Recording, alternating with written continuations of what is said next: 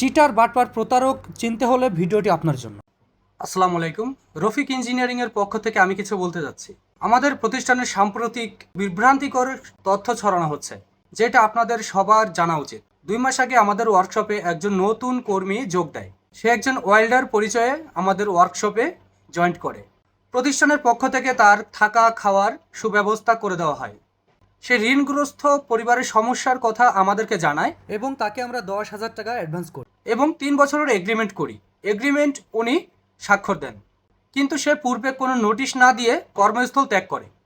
বর্তমানে আমরা জানতে পেরেছি তিনি নিজ এলাকায় গিয়ে রফিক ইঞ্জিনিয়ারিংয়ে হেড মিস্ত্রি এবং ফোরম্যান বলে পরিচয় দিচ্ছেন। এমনকি মিথ্যাভাবে বলছেন যে রফিক ইঞ্জিনিয়ারিং বন্ধ হয়ে গেছে। এই কথাগুলো একেবারে ভিত্তিহীন, অসত্য। অথচ রফিক ইঞ্জিনিয়ারিং আগের মতোই চালু আছে।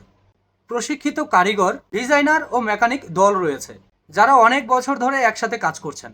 তো একটি কথা না বললেই নয়, আমাদের ফেসবুক পেজ, ইউটিউব চ্যানেল এবং টিকটক আইডি, আমরা এই অনলাইন প্ল্যাটফর্মে প্রতিনিয়তই ভিডিও আপলোড করে থাকি। তো সেখানে অনেক ভাইরা কমেন্ট করেন নতুন গাড়ি বানাতে চান এই বিষয়ে। তো সেই কমেন্টগুলো টার্গেট করে পলাতক সেই ব্যক্তিটি তাদের সাথে ইনবক্সে যোগাযোগ করেন এবং তাদের কাছ থেকে ফোন নাম্বার কালেক্ট করে তাদের সাথে গাড়ি বানিয়ে দেওয়ার কথা বলে গাড়ি অর্ডার নেন। অথচ উনি ওয়েল্ডিং ছাড়া কিছুই পারে না। কিন্তু উনি যদি কাজ করতে পারে, গাড়ি তৈরি করতে পারে, তাহলে আমাদের কোনো সমস্যা নেই। কিন্তু আমাদের সমস্যা হচ্ছে আমাদের ওয়ার্কশপ বন্ধ হয়ে গেছে, আমরা কাজ পাচ্ছি না, আমরা কাজ করতে পারছি না। এগুলো বলা একদমই উচিত হচ্ছে না। এগুলো আমাদেরকে সমস্যায় ফেলে দিচ্ছে। ইতিমধ্যে আমরা তার বিরুদ্ধে আইনি ব্যবস্থা গ্রহণ করেছি। আইনি ব্যবস্থা একটা চলমান প্রক্রিয়া, সেটি দেরি হওয়ার সম্ভাবনা আছে, কিন্তু এর মধ্যে আপনারা প্রতারিত হওয়ার রিস্কই রয়েছে। এজন্য আপনাদের মাঝে একটি তথ্য ছড়িয়ে দেওয়ার প্রয়োজন অনুভব করেছি।